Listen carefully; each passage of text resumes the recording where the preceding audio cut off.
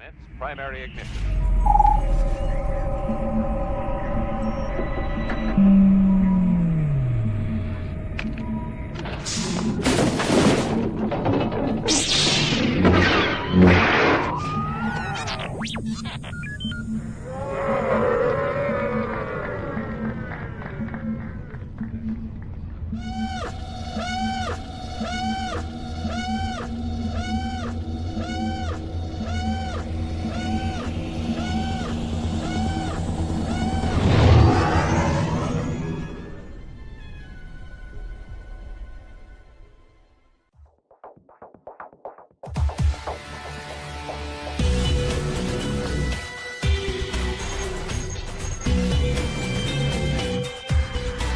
You'll never find the more wretched hive of scum and villainy.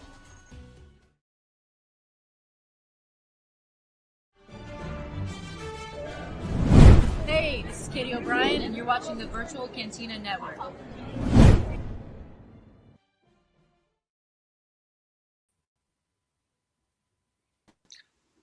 There we are. Amazing. Welcome to the final episode of March to Mando. We're very excited about this. Great episode, and we're getting messages right now because right now is actually the premiere of the Mandalorian and Grogu, and a lot of our friends are there right now. So hello to everybody there. But welcome. Riding Chewie tonight because he rode Grogu into the ground last week. Riding Tauntaun is Tauntaun. There we can go see that. Like a panther. Yeah. Like a dead Tauntaun. yes. Lukewarm. Anyways, I might be doing some covert activity later to see what is going on and with what you just mentioned after the stream is over. Fantastic. We shall see. But Coach of the Year, Dave. Not Coach of the Year, but thankfully my team did well. We are the conference champions. So woohoo! There you go. Thank you, buddy. Congratulations. That's absolutely awesome. But we're very excited. So much goodness going on in the fandom. Like we said, the premiere this time next week. A lot of us are going to be watching said film, or have seen film at least once or twice already before this time next week. But I think this time next week I will have seen it 1.5 times at this point. I will definitely be. I'm seeing it. I mean, on 2.5 Monday. times. Sorry, 2.5 times. Wow. Monday, Wednesday, and then Thursday. Hopefully, is the Chinese 5:15 Pacific time show. Nice. I'm going Monday with a bunch of our office members that are up here in New England, and then next Thursday running the Boston showing with a whole bunch of our members as well. So if you're in the Chicago, North Carolina, or Boston area, we are running meetups for Mandalorian and Grogu. So take a look at that. Anybody in the lining up group, that's how I will be seeing the movie during the first screening at the Chinese. If you're going to be there for that, for the Starlight Foundation, say hi. We can get a photo together. That would be cool. Actually, we'll be getting some group photos there because there will be a bunch of people that I know that are going to be there. Then many of them are in the group and very active. So yes, that includes the meetups. Absolutely. So let's talk about something that was really, really cool that Jeff and I were talking about this pre-show. But those who saw the final issue of Star Wars Insider, they talk about our Boonta Eve in Texas last year. So congratulations to us and also to Rebel ScumCon for mentioning it with one of our members meeting up with Taylor Gray at our event. But for us to be like put into the final issue, that's kind of big. What do you think, Jeff? Yeah, I was really happy to hear it when I saw that post. I was like, oh, wow. And then there's the photo of Taylor and the young lady like standing in the Revel in Frisco, Texas at our event, for that specific reason. So the first thing I thought was, Who took that photo? Was it Skip? I know he was standing nearby. Oh, it was Liberty. Yeah, It was Liberty. We Okay. think it was Liberty and Jeremy Liberty were or working Jeremy. his booth. More, his it had to table, be right? either one of them. Very likely, yeah. That's funny. But yeah, that's where my mind went immediately. Was like, I know somebody else involved in this photo besides being, familiar with Taylor, and probably may have talked to the person that took the photo, but I have no idea. There was so many people at that show. I mean, what's your thoughts about it, Dave? We're mentioned in freaking Star Wars Insider, and it's the last one. Holy crap! I mean, yeah, that is. I absolutely hate that it's the last Star Wars Insider, but the fact that going out with a mention for us, I think that was. I think I said expletives when you sent that to me the first time. Like, yes. Yeah.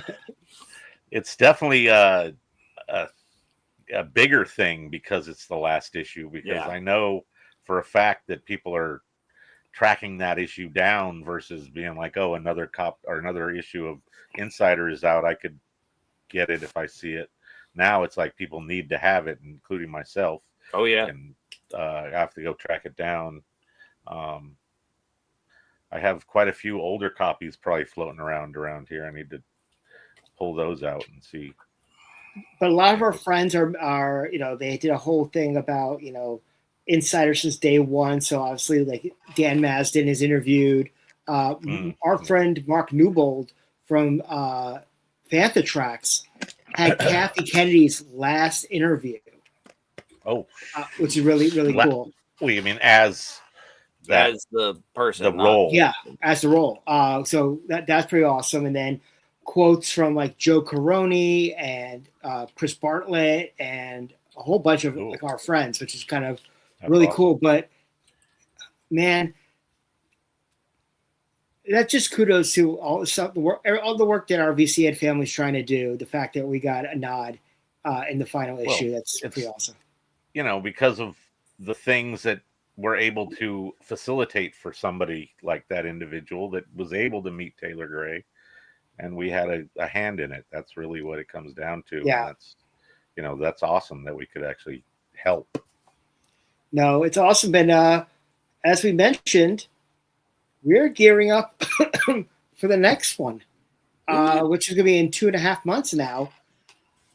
Boot Eve, Texas 2, the Electric Boogaloo, just over 50% sold out right now. Very, very excited about that. Our lineup is pretty damn good, if I do say so myself. I did talk to a bunch of people who said between us and Rebel Scum Con, it's probably some of the best talent in the country. Between us and Rebel Scum Con, we're all going broke. Yes. Yes, that too. Understatement. But very excited for all of us to end up back in Texas. Last year was an absolute blast in every capacity, and even just hanging out with our members. And I think people are going to be very happy with what we have planned, that are, upgrading like a lot of our processes and merchandise. As some people saw, that we have the snapback trucker hat with the Scum logo, which looks very good. And the bucket hat looks awesome. And in person, it's even better. Yeah, that came out better than I was expecting. Yeah, no, the bucket hat turned out nice. It's not exactly completely like my style, but I'm a big fan of a trucker hat. Big. Right. So I'm sure you'll be grabbing one of those when you. Yeah. But very, very, very happy with all the stuff we have coming out and all the things and all the different swag items, and it's just gonna be another great weekend for us. And it's gonna be the start of like 2 weeks before. We mentioned we're gonna be in all of us, really, the three of us especially, will be in San Diego for San Diego Comic-Con this year. Because you got to go to Comic-Con. It's Comic-Con. And then 2 weeks later, we're gonna be in Texas. So it's like we're gonna be busy for a while. I have a concert in between in Vegas. Yeah, I think I've got a concert, the week before in New York City. Oh, geez. Yeah. I'm doing San Diego, Vegas, Frisco. 3 weeks in a row. The week before Rebel ScumCon, before San Diego, MVO Ashley and I are going to Connecticon in Hartford, Connecticut, with Vanessa Marshall, AJ Lacasso, Steve Blum, Tia Sakara, Barbara Goodson, our good friend Yoshi Vu is going to be there. And Gideon Adlon, who plays Devin. We're going to go there and try to get some press and do some stuff with them. Very cool. We're going to be very busy come July through Celebration next year and through Rebel ScumCon, really, of next year. But join up with us. We already announced VCN Rendezvous. We announced that, the name and all that on the Tuesday night before Celebration, we'll be having an event at Rendezvous, co-sponsored by Rendezvous and the VCN, which we will have limited tickets available for sale. If you have gotten your investment in before the first of the year, you're entered into a drawing for a free ticket and open bar for that event. So before tickets go on sale for Rendezvous, we'll let you know whether or not you got in for free ticket and stuff. And then we also announced they're going to have Mando teenies like they did on I Know last night. Called Ooteenies. Ooteenies. No, we'll do that another episode. But we also announced the Not So Virtual Cantina is going to be the closing event of Celebration next year. Oh yeah, we need a graphic for that. I just put the generic, but we have the Not So, we have Rendezvous, and of course Bunta 5. How much would those tickets be? Which tickets, Troy? Are we talking Bunta? Or are we talking Rendezvous? We don't need no tickets. We don't need no badge. We needed badges. That was a bitch. Oh, yeah, that was the thing. Yeah. The fight for the badges. Yeah. And I'm just going to say this right now is that, Rendezvous tickets are going to be $30 for general admission, and it includes one drink ticket, or $100 for VIP, and it's open bar. And tickets will go on sale for that after all Bunta. The Grogu's grog that you can drink. After Bunta tickets go on sale. But let's talk a little bit about the ticket scenario. I understood the 20 tickets for single tickets, because if you figure out it was a family of 5 and you had to get single tickets, that's 20 tickets right there. Oh, completely, yes. But it shouldn't have been allowed for the 4-day. Right. Because if they're able to distinguish that you can only buy 4 VIP, then they're able to distinguish by ticket type. Single tickets we understand. Same thing. Single tickets we understand the 20, because a family of 5 will need 20 tickets. Yeah, so there'd have to be, I think it wasn't 4. It was 4 of each kind, so that would allow a family of 5 to get 4 4-days, 4 single 4-day, or 4 single days for each. Yes, well, that would only be. Yeah, that would be 5. That right? would be 6. That would be 6. Hard. I don't know. Anyways, yeah. So that was the thing. It wasn't like people were buying 20 VIPs. Right. You can only buy 4 VIPs, right? So. Plus, also you figure that the building can only hold between 60 to 70,000 with the construction currently going on right now. And it's the 50th anniversary. Plus, also, we've not been back in the United States for 2 celebrations already. It was a hot ticket. Repop said at one point they had 100 people in the queue, 100,000 people in the queue. I was going to say 100 was nothing. Yeah, 100,000 makes sense. People in the queue. Yeah. Yeah, that makes sense in terms of how those little green men's were taking their time, doing their little sort of stand around instead of walking thing. Yeah. So we'll be there. We'll be in full force. A lot of stuff we're planning right now for Celebration proper, as well as our events around. But stay tuned for information about that. Also, just let you know, if you're going to, if you did not get tickets for Rebel ScumCon and you actually want to be a volunteer, they just opened up volunteer applications like 5 minutes ago. Oh, nice. So, hey, join up with us. But yes, we are going to be watching the Mines of Mandalore tonight, which is a fantastic episode for us to finish up our march to Mando. I'm many of the parts of this made a Mando. Many of these were mentioned. Many of the parts of this episode were mentioned last night in last night's I Know. Yeah, that's true. The 5 favorite Mando things for both Sarah and JB. But that was they had a lot of fun last night on that episode, and it was a lot of yeah, we heard you got some tickets, Blake. We know. Yeah, Blake is scalping. But it's amazing that we're going back to the theaters next week to go see a brand new Star Wars. Yes. But also, what's your guys' thoughts? I know they talked about it last night. But what's your thoughts on the fact that they at the upfronts this past week they announced that Ahsoka season 2 is going to be Q1 next year? That's all. I don't mind that they pushed it back from the date that they gave. It wasn't a big pushback or whatever, but that's a big pushback from what they said originally. Right. I mean, they did announce that Vision Quest is going to be in October. So, I mean, my general impression is I heard they're doing some reshoots on a couple of things, but they want to kick off the year strong for the 50th. It's just like, but it's too much time from season 1. Yeah, I got like, that. The push from this to that wasn't bad, right? But that is way too much time to expect between seasons of a TV show. Completely understand, but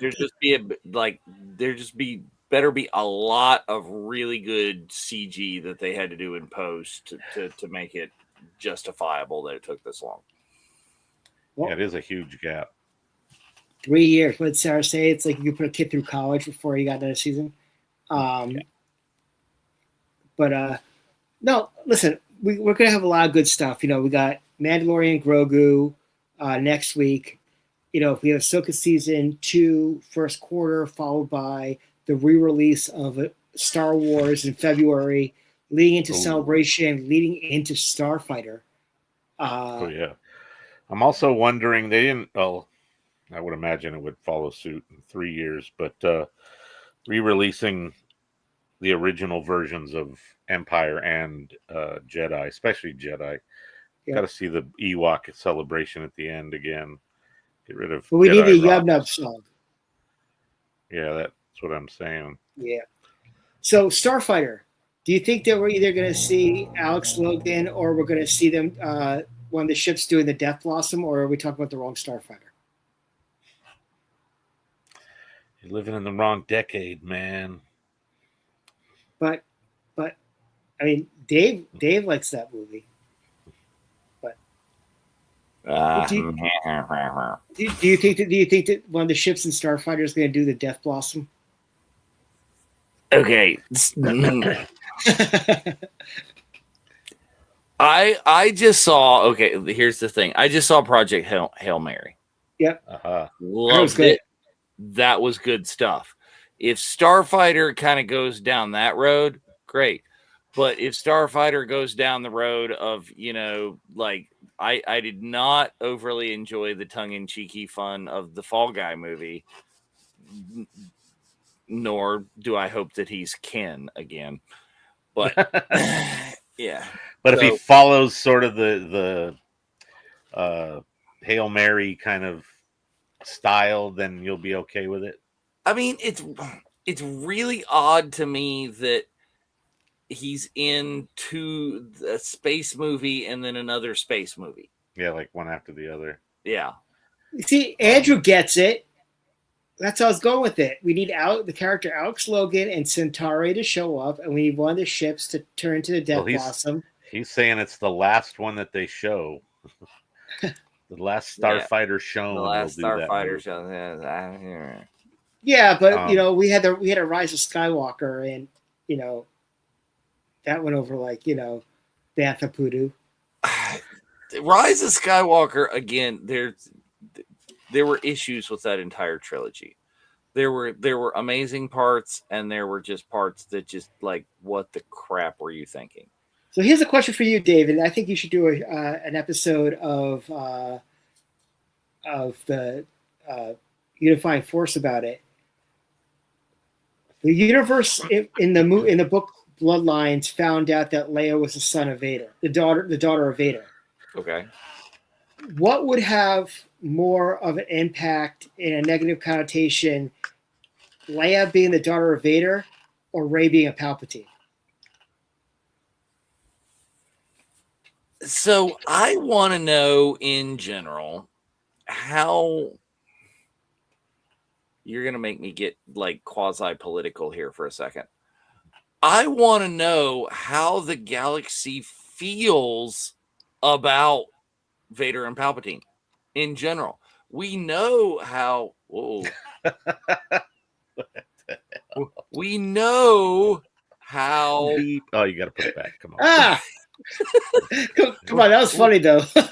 we know how. There we go. The rebellion and the people that we see, but we don't see so much of the common day-to-day people in Star Wars. Right. We know how the people that are fighting directly against them feel about them, but does the general populace give a rat's ass?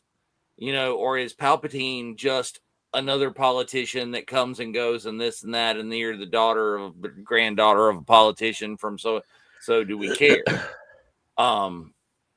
Vader, a little bit more of the hatchet man that literally kills people. Right. Now Palpatine does too, but do people see that? And I don't know that they do, as smarmy as he was as early Sheev. You know what I'm saying?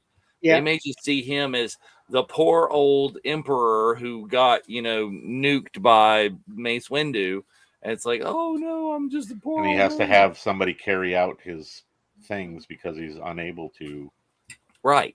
So there's a very big perception gap that we don't know of a galaxy far, far away. Going to be interesting. But well, they kind of didn't they sort of touch on that in Andor about how people were drawn between their feelings for the Empire and otherwise, and even had news outlets that were sort of leaning one way or the other. Well, yeah, I mean that's what I'm talking about. That's how Andor and this analogy for a galaxy far, far away is. That's what I'm talking about getting political. Is that there might be similarities to the real world. and you know what I have to say about that?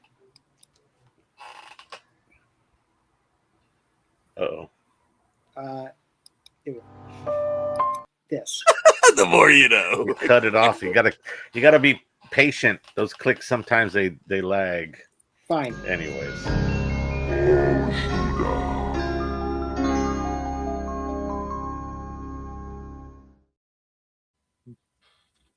And more you know. Up on you. Yeah. The more Boshuda, you know. But very, it's amazing, but it's also amazing the fact that, we're living in a world where we're having these conversations about Star Wars. I mean, well, Troy says, nice NPR voice, Dave. Oh, thank you. So Aaron Waldron's in the crowd. Aaron, do you think there should be a Death Blossom in Starfighter? There you go. Aaron will have an opinion. Yes. Because I know that's one of his favorite movies. But we're just about that time as well, so please make sure you have your Disney Plus machines all queued up to chapter 18, Mines of Mandalore. Mines of Mandalore, Mines of yeah. Mandalore. Yes, that too. Season The 3. Bo-Katan sitting sideways in the chair. That's just my favorite. That's hilarious. Did you see that Disney now is selling the throne with the figure, and they have her sitting sideways on it? As That well, was nice. they should. And that freaking tour that a lot of people have been able to do, and everybody's been getting pictures of themselves sitting in that throne. I'm like, Yes. They had a version of that at Star Wars Nights that's cool. at Disneyland, but I didn't go through that photo op area this year.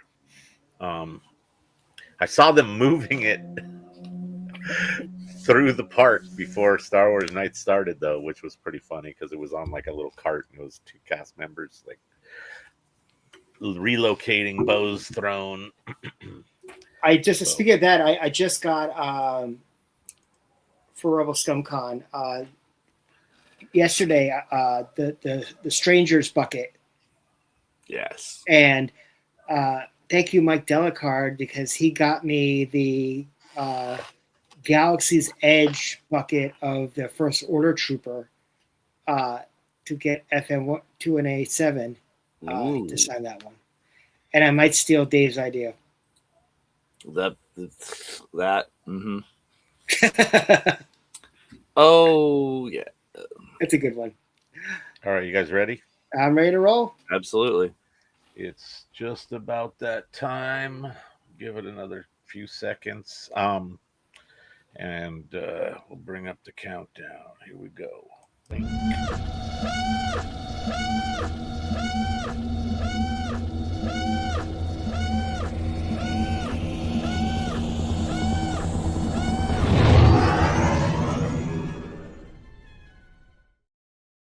Starts with a big explosion.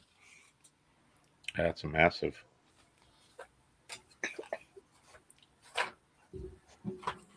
So I just saw, obviously, that Diana is at the premiere. Omid's at the premiere. So a lot of people from the everybody that had any kind of role in the 3 seasons would be there. Yeah. So is that Sarah Wawalski as the armorer in front of that thing, based upon the pictures of Sarah on the tour from yesterday? She wore her armorer cosplay when she did the tour. Nice.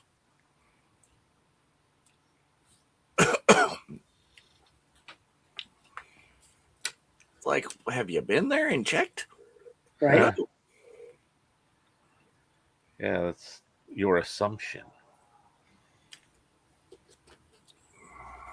Got to check it out for yourself. It's a kryptonite version of the Fortress of Solitude. Kind of, you know.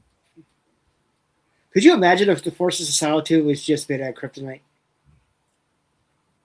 Lex would love it. Yep.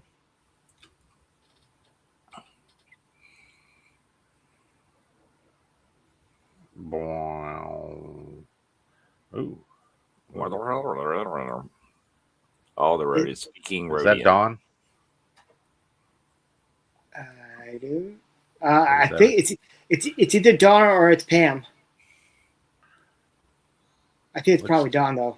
Yeah, from the height. I think the Gonk is Christine Galley.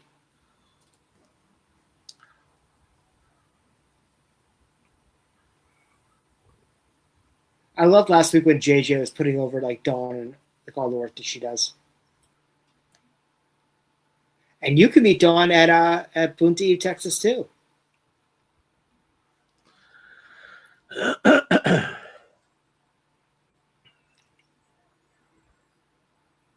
She said it. She said it. Yep.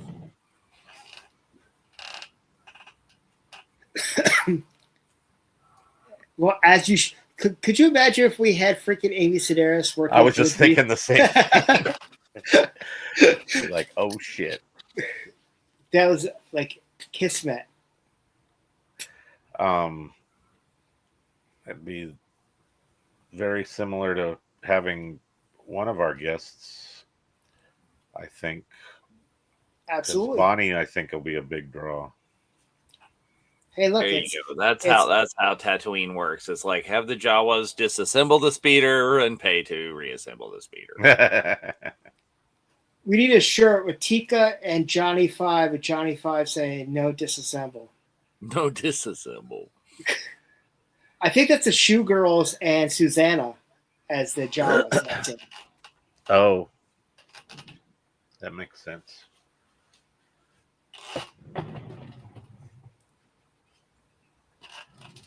I did this There build he last is. week. Last week there was a free Star Wars build that I did. Ooh, Oh, that's fancy. It's a weird looking kind of. And then Grogu's like looking up. He looks kind of weird too. Anyways, that was fun. I want to give it up for Donna as well because she's been going on the tour around the world, She's operating Grogu sitting there, yeah. with her PlayStation controller. They've gotten Grogu to be extremely active, which is really cool. They got him on the walking the red carpet tonight, Yeah. as he should be. He Jawas. Yeah, there'll be more rumors of his kidnapping when Dawn goes and like picks him up off the thing. We got to get a good shot of that to get that signed in Texas.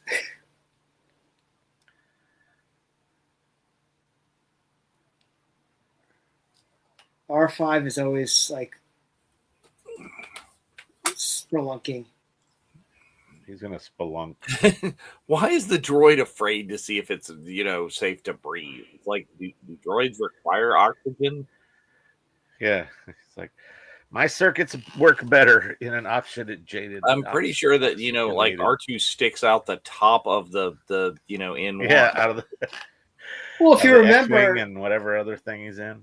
you remember that rumor from that comic book that R5 was actually had force powers, and it he purposely did the thing. Well, I didn't hear about force powers, but I did hear that there was some sort of like he's like a part of the alliance, the rebels, and was sort of that was his mission was to fail in order for R2 to succeed. Right. Because it's Bunta, baby. Believe the hype. Yes.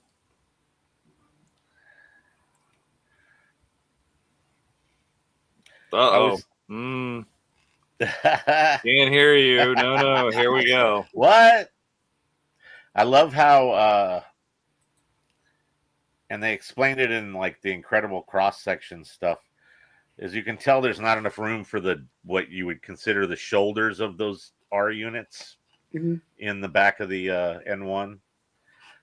But in the incredible cross sections, they show that the body and the head sort of extend to allow that. What it looks like is like the droid comes apart, so its circuitry like branches out. It's like it stretches out or something like a. You mean it's not? You mean it's not like the Power of the Force version of the X-wing, where the R2 legs are fit symmetrically into the slot. You can fit them right in.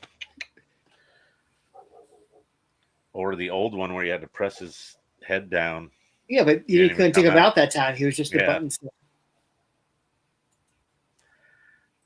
He was a button to open the wings.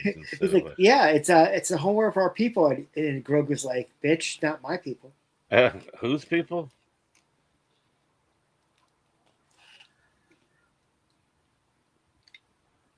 There you go. See? How convenient that we're teaching the kid where the Bo-Katan and the stuff is. Might need that later. This is where Auntie Bo is. Foreshadowing. Yeah. All your relatives. Boom, boom, boom. Now, don't forget them. Now, here's Dagobah. Yeah. Don't go in the cave.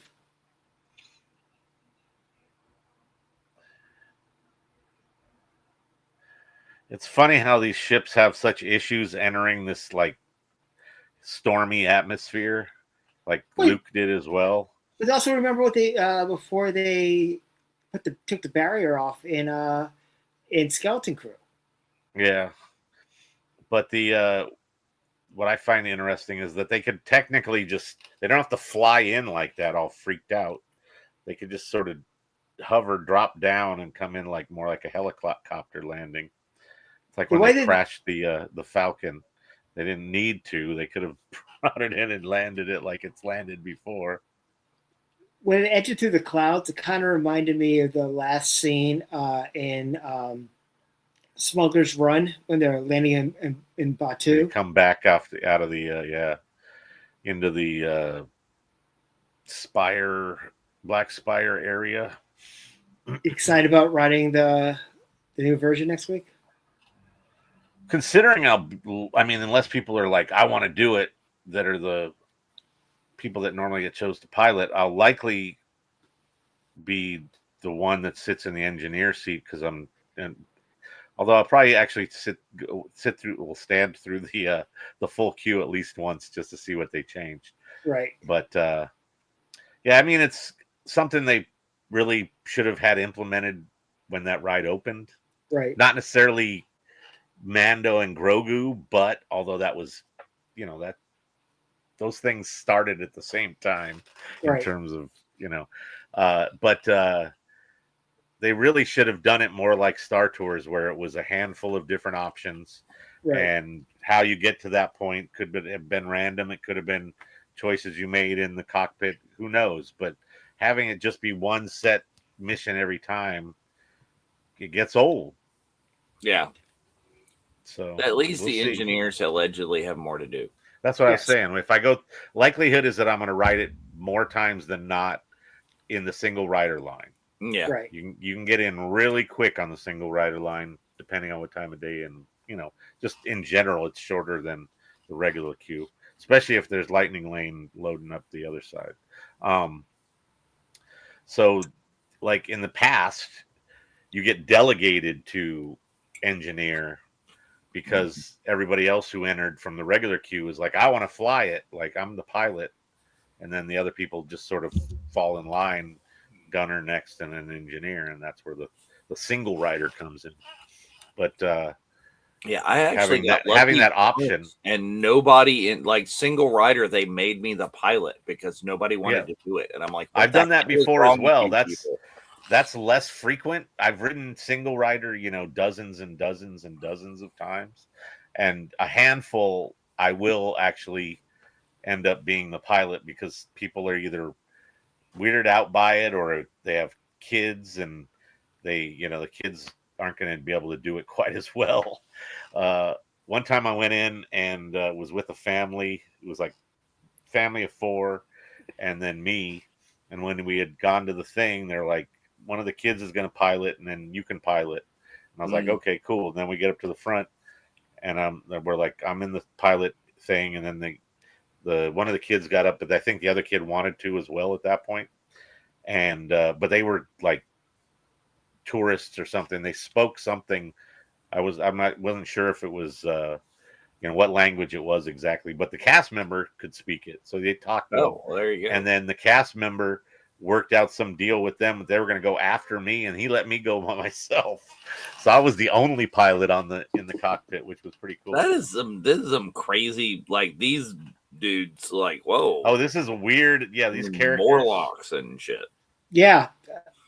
It's like Smeagol on steroids jumping out of the shadows. No, but that was a nice reference there, Dave. I mean, the original Time Machine from the 1960s is probably in my top 10 favorite movies of all time. Yeah, and Dan still just needs to shoot things because he's still not any good with the Darksaber. Yeah, he's not swinging that thing very well. As they were talking about last night. Yep, absolutely. There was a lot of discussion about that. It's just like how he's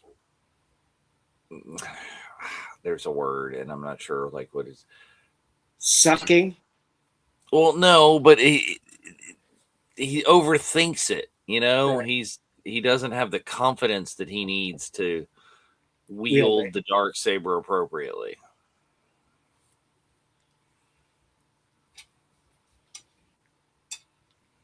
Like, you know, I bet you hand Grogu that sucker and he's going to tear up Jack.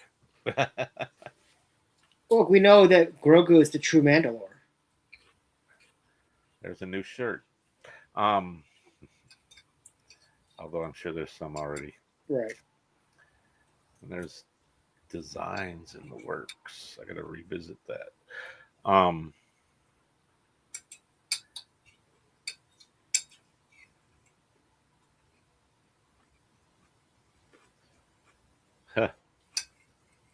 Take your mask off, your helmet.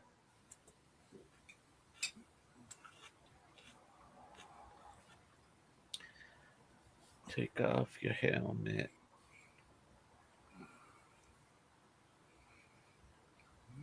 No, he's saving that for the movie. That's true.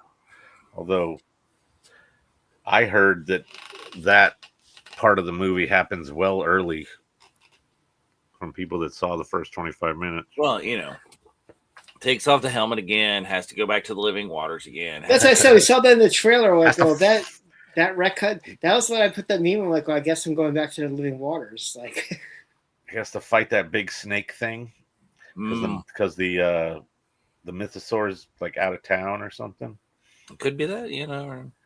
Mythosaur went on vacation and subletting his place to this giant snake thing. The mythosaur went to Japan last year. That's where all the cool kaiju hang out. So yep.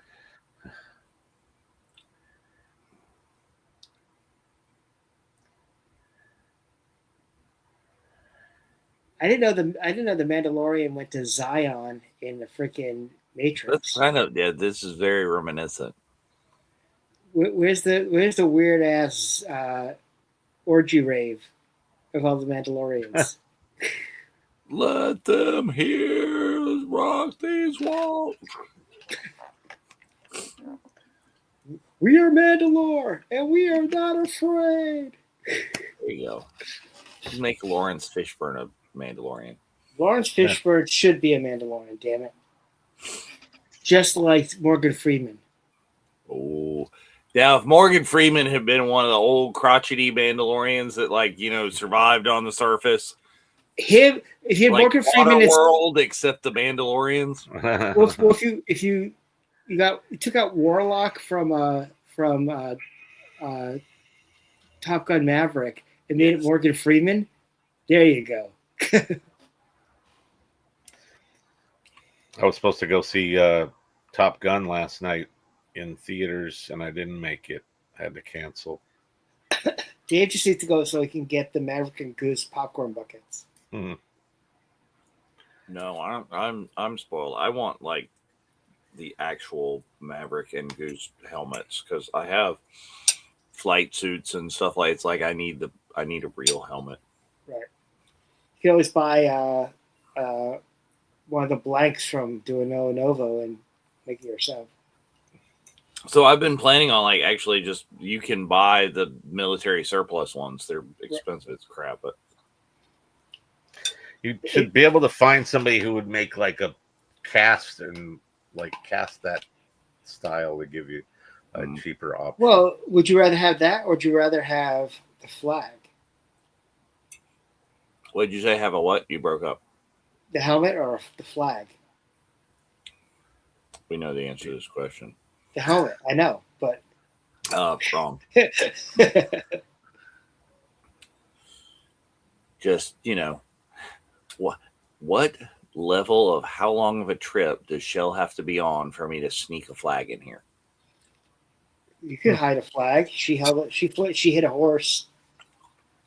That's a living, breathing thing. Oh yeah, I forgot about this part of this episode. Oh yeah, I did too. I forgot about the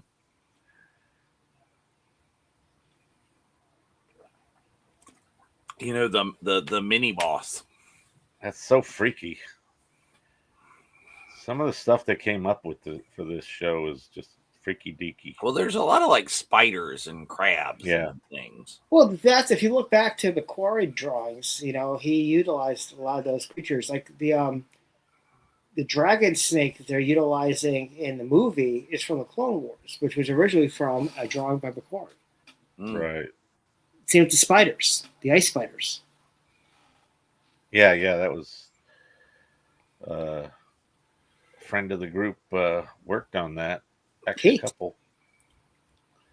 Kate did some stuff for the movie as well. I'm looking forward to seeing her at San Diego. Elliot worked on those spiders for the Mandalorian episode. Yep. He's a good guy. Yeah. It's funny. I was talking to Anna Graves the other day, and she said, "Hey, you guys should really meet Elliot, who works with Fawn. He's a really cool dude." I'm like, actually, it's funny you should say that. Yes.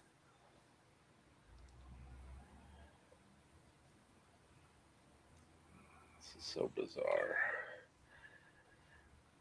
It's got Grievous vibes with the fact that he's a multi-armed thing. It looks like. Do you remember? There's this movie.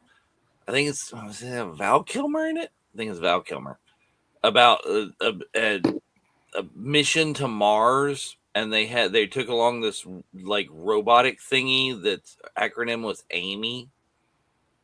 Sounds vaguely familiar. I don't know. It might have actually been called Mission to Mars. I think this is a Star Wars version of Randall Boggs from Monsters Inc. He does sort of have a similar vibe to him.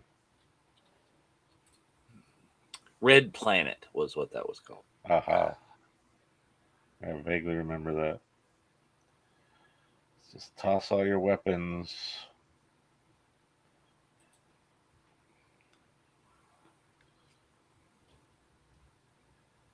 So is he harvesting plasma? Something like that. That makes it, I don't know, more like... It's like, got cookies? Mm-hmm. By the way, the vanilla wafer num-nums are really good. Ooh. If you get ones that aren't all burnt up and nasty like Corrine got, did you see that picture she posted? Yeah. That's like a bad batch, like I said, and I was thinking bad batch when I said it too. But those look like they were burnt. But are they anything other than blue Nilla wafers, though? No, it's just blue Nilla wafers. That's all it is. Oh, it's not like a different flavor at all. Whoa, Yeah, so, flippy. Ooh, zippy zap. He's like, I get the fuck out. Peace. If they were a different flavor, but that's the same thing with the blue milk, right? That's just like vanilla flavor. Yeah, it tasted to me like a... Yeah, like blue milk doesn't taste blue. No, it tastes like creamsicle. Yeah. Like melted creamsicle. Melted creamsicle? Yep. Isn't creamsicle usually like orange and like vanilla? Yeah. Uh-oh. Huh.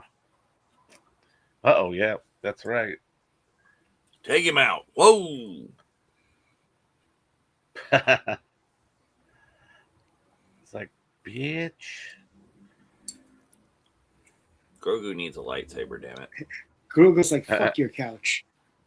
Hey, Carl. What? He said it tastes like Fruity Pebbles. Tastes like Fruity Pebbles. I know it kind of tasted like, sort of like cereal milk, but... Ooh, Minoc.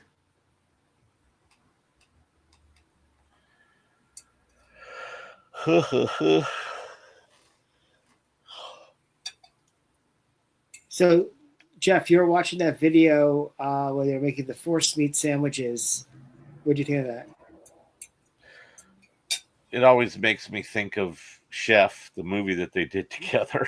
Right. First off, and also, I've experienced Roy Choi in person. Kogi is very prevalent around here. There's a bar down the street that serves Kogi out of their kitchen, and I've met him in person at one of the spots. He had a Kogi in Palms area that I went to and would hit up for lunch every once in a while, and he was there one time. But I'm a fan of cooking shows usually, anyways. So if you're gonna do a Star Wars one, I'm all about it. Right. And then you put Jon Favreau and renowned LA area chef on there. Well, when he was putting the salt on the onions, He and was doing the little Salt Bay thing. Yeah.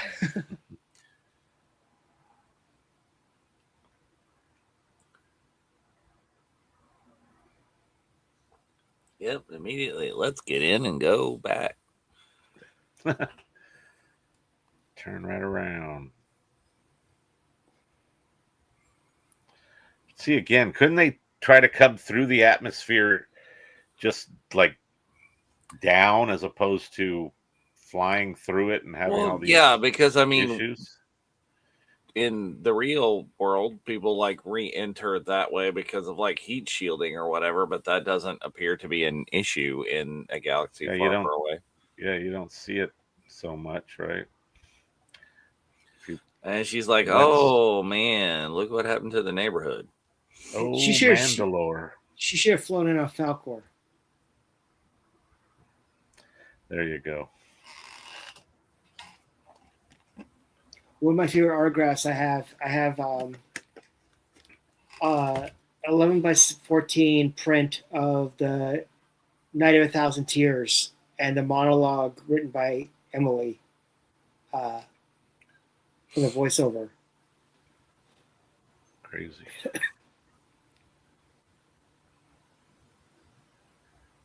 So, do you think we're gonna see Bo-Katan, or do you think we might get like a voice dub in the movie? You mean see her?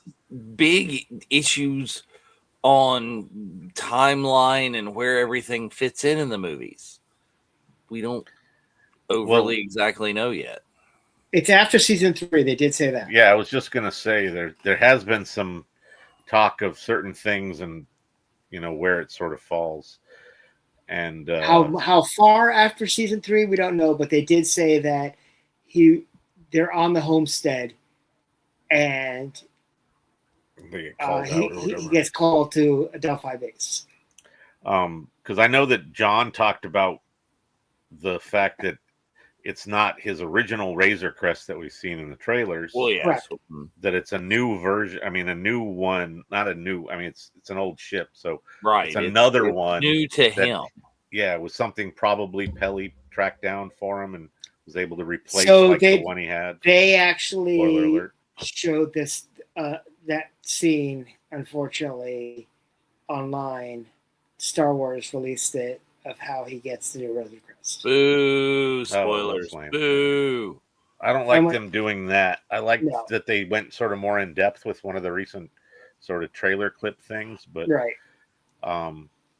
giving away key points like that is not cool as far as I'm concerned. So I was trying not to watch it, but then I was flipping through and I'm like, oh, was it? Oh man. Yeah. I'm sure I'll encounter it. I'll have to be wary. He probably gets an N1. He probably puts it in the garage for Grogu when he gets his license, and I'm sure he trades it off. Can have this and some Beskar cufflinks, and I'll take that ship. Right, Beskar cufflinks. That's amazing.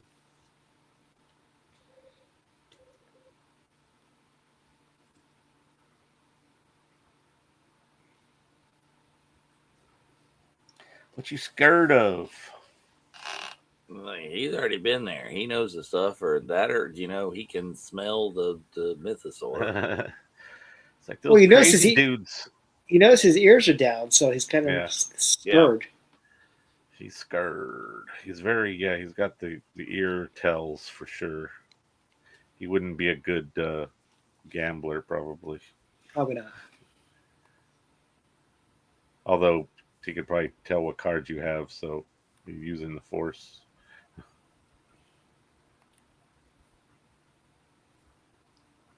That's semantics. That's a point of view. As your sister got along with Jedi, but you.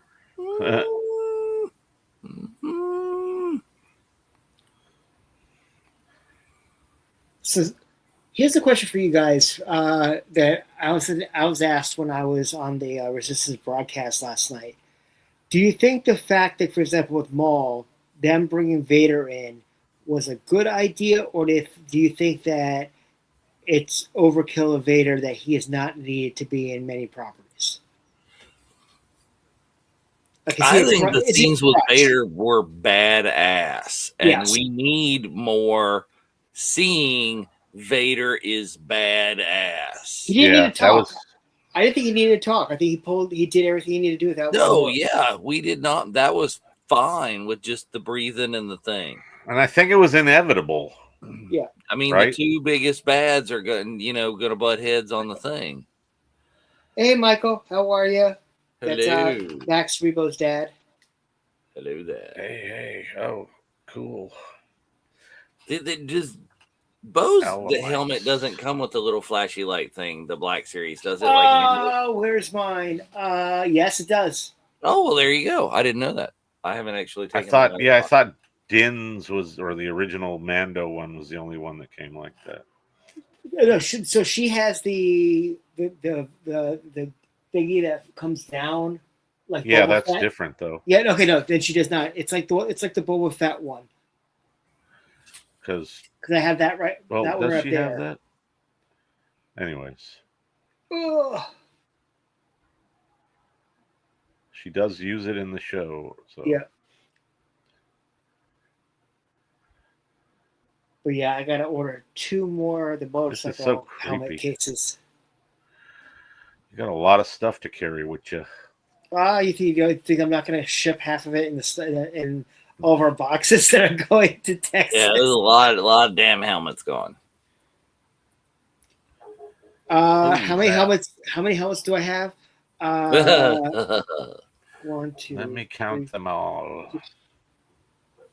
1, 2, 3. No. Look at Bo is like all well versed with the dark saber. She's So not, I have 10 down by it. Ooh, stabby. I have 10 on display right now, Dang, and I have probably another 5 in boxes right now, including 2 that I need to break out for Texas. And Dave confirmed that Donald Millis as well as Richard Saccone both put on the Din Djarin bucket. Yeah, just more people to add to it. So yes, it was confirmed by JJ last week that there's more, and they're all going to be at Rebel Scum. Yeah, when you weren't here, JJ was giving us all the info. Yeah, and including about season 4. We got some really good tidbits about what season 4 is supposed to be like. If you have a chance, take a look at that. It's good. Good episode. JJ was a great guest. You see, Bo-Katan knows how to use the goddamn Darksaber. She wields it very comfortably versus the way that yes, Din is this is what stumbling around with it. But yeah, Dave. So now we know that you're going to have to bring your Din Djarin bucket no matter what. Yeah, I need the Din Djarin bucket. I need to bring the Fett.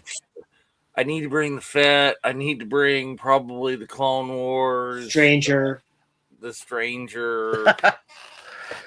Bring every bucket you have. And like I'm sitting here, you're going like, how many buckets do you have? The answer is I don't know. I can see 15 from where I'm sitting. The thing is that I'm highly considering not bringing my Carson Teva because he was announced for Rhode Island. Yes. Well, I already have. I don't need to bring Carson Teva. I know you don't, but that one I have signed already. But and do I bring the Stranger? I may see Manny again. I don't know. Right. It's like I don't know what Pog soup is, man. It's like a chicken soup. I saw a recipe online. It's like a chicken potato soup. It's made with little. You would really cardboard think that discs. Mandalorians that don't take off their head, that can't they like have a little like swing open mouth thing or something? I don't. Or a straw. Did that right? Something. Should have like a Hey, thing that hey. opens like this, and you pour it in. It's like turn your head. Yeah. Oh, that's an interesting one right there. That did she just earn the dark seed? The creature took it from. Yeah. Yeah. No, actually, isn't that how they said in when she fought Axe Woes? I don't remember. Maybe. I didn't remember that creature was in this episode until we saw it. Michael, I Yeah. did not know that. So Michael, Max's dad, is saying he works at Delphi University. He needs custody, to quote Delphi base. That's awesome. Nice. Very cool. Right. If NASCAR drivers had figured out that we need a straw, then maybe an entire sect of Mandalorians that, other than drinking from little tiny cups by tipping up their helmet, I don't know. Well, if you remember the episode when we first see Gina Carano, he actually goes in with that. He puts his bucket down next to him. Yeah, I mean, he can do that when people aren't looking, but sometimes people are looking. Like, what happens when the Mando goes out to the bar? Well, that's why he goes to a different urinal.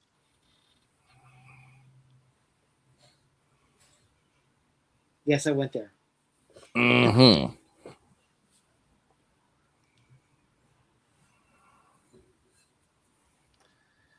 That's a dingy din right there. I didn't realize how nasty he got from that. Well, yeah, creature. from the I mean, he was in the thing there were fluids and it was all in the dirt and whatever else. It's all right. He's going to the living waters. This a little scrub-a-dub-dub. Yeah. I would like to see that version, somebody cosplay it. Super dingy din. That kind of remind me of if you watch season 1 of Daredevil Born Again. I don't know if you guys watched it, but Mimic, when he was taking the blood of his victims. Oh, yeah. Did you watch season 2 yet? No. I need to catch up. And the one shot of Punisher is gnarly. Holy crap. Yeah, I've heard things. Yes, I used the word gnarly. Mm-hmm. I'm sure it's appropriate. Totally to the max, dude. It's rad. Yes. For sure. I gagged me with a spoon. Interesting fact, Moon Unit Zappa visited the actress Debbie Carrington that played the emoting Ewok in the battle on Endor, and she was right next to me while I was watching Ray Park's booth for him when he wasn't there. So it was Debbie with her friend Moon Unit Zappa just sort of hanging out. It was very odd. That's pretty cool. Debbie Carrington, Anaheim 2015. Debbie Carrington, who was the three boobed alien from Total Recall. No, she's not three boobed, but she's a prostitute for sure. Oh, she was. I thought. Oh no, she. Oh, right, she was not three boobed. Yeah, same scene, but. Yeah. On Mars. She was good. She was very good friends with Kevin and Tracy. Yeah.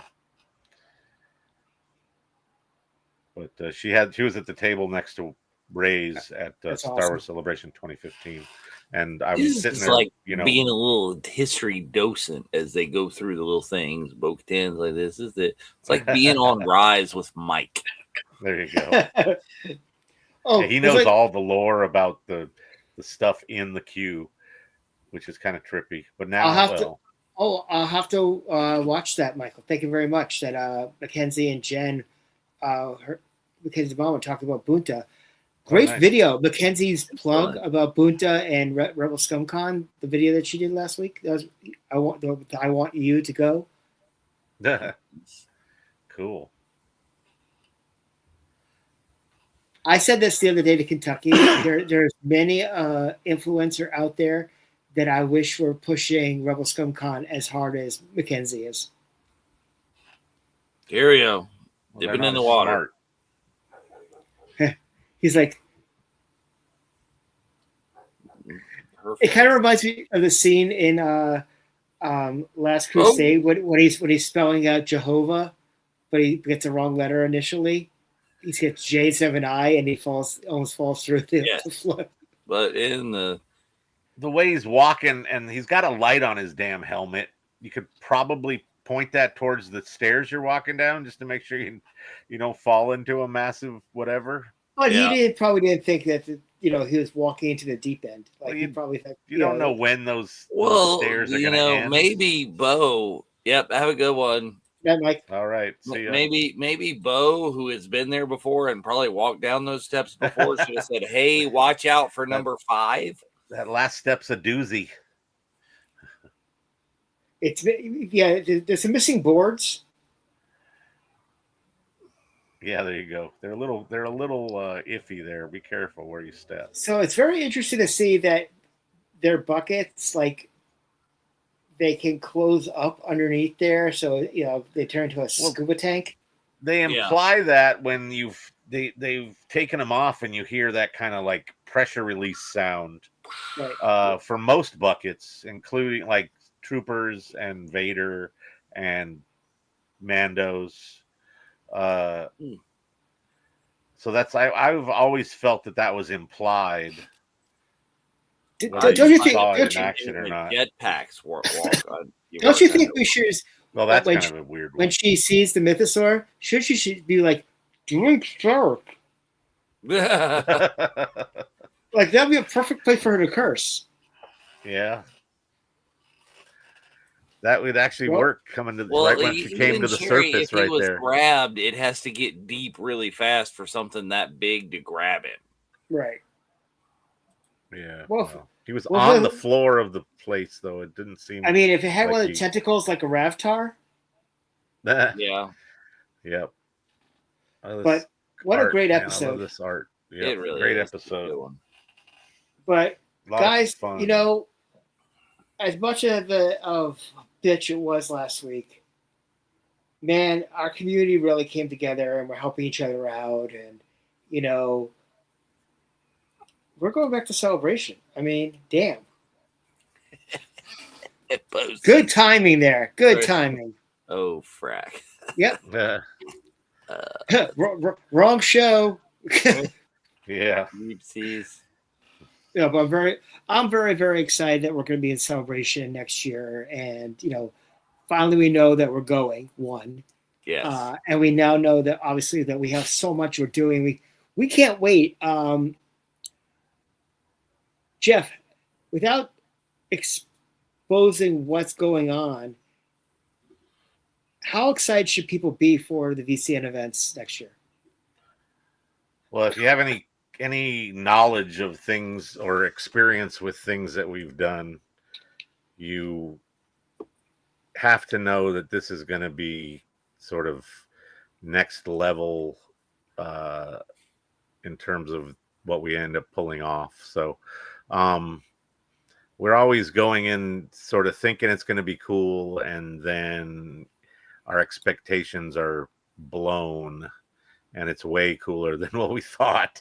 So I'm expecting a lot of that for these few events that we're doing. And, everything we do around the con, I think there'll be other things that bleed out of our events into, the time we spend elsewhere. But it's going to be some incredible stuff. There's going to be a lot of great people there, both fans and talent. And, I think everybody's gonna be talking about it in the launched version of the Insider. Well, there you go. When that happens. I think people are going to be talking about it as soon as we make the announcement on November 26th of where we're going to be. That'll be a lot of buzz for sure. Cool. Yeah. And this has been over at this juncture. It's been over a year in the making. Literally. Like, what are you doing now? We're so far out. Why are you doing this now? And he's like, I'm doing it. I just don't want anybody else there. Well, it made sense. Had to do it. It worked out fine. It worked out fine, but you also know that if you put an idea in my mind, I'm like, I'm doing it, and I can't wait. My anxiety is gonna get the best of me. I'm just implement it now. We're aware. Press go now. Yeah, I'm like, F it, we're going live. You know, it's basically that. But Dave, how would you describe what we have planned for Celebration without? I mean, there's super cool Star Wars stuff. There's always super cool guests. There's everything that we're going to do in association with Boonta every single time has to get bigger and cooler.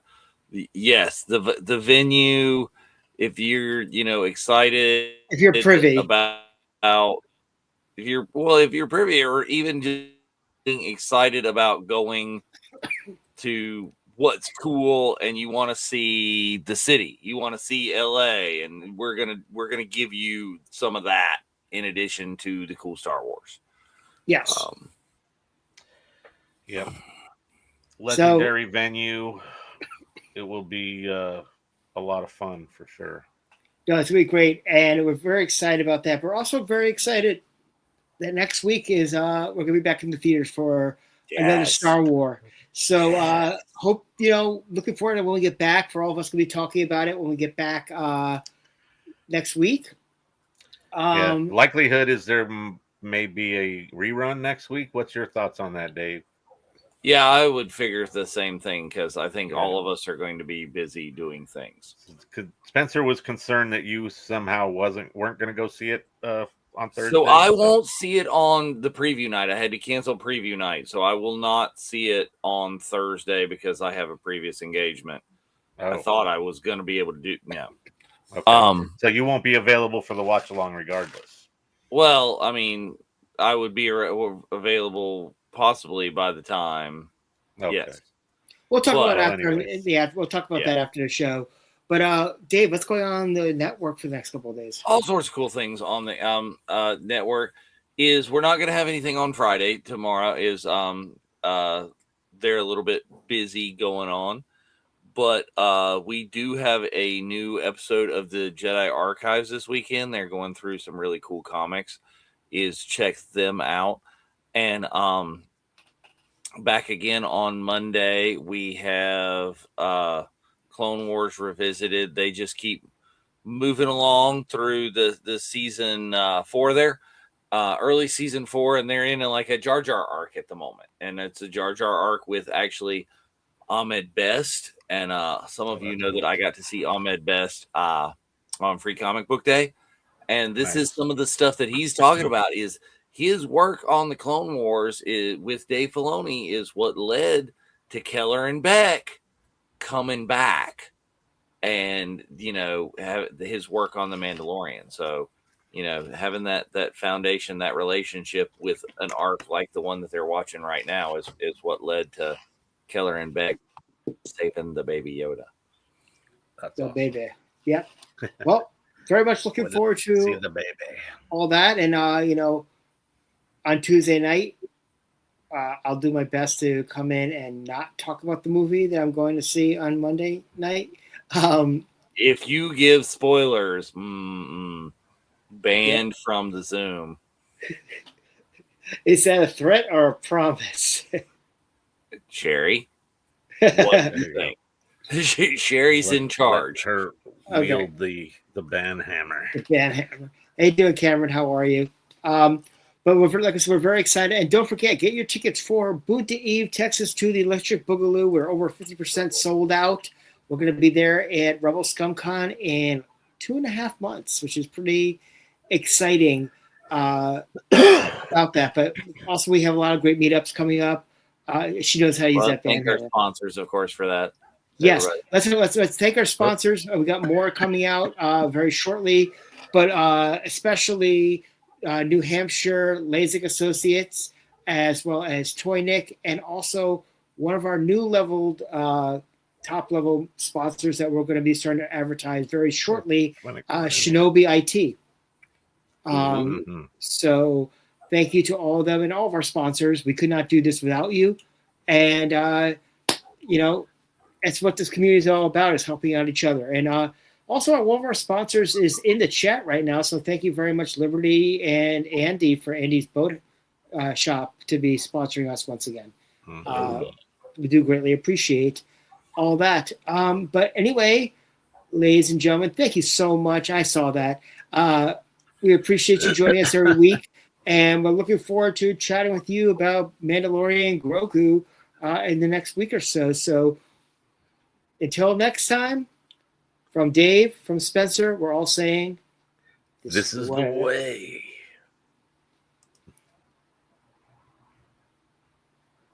Come on, doing.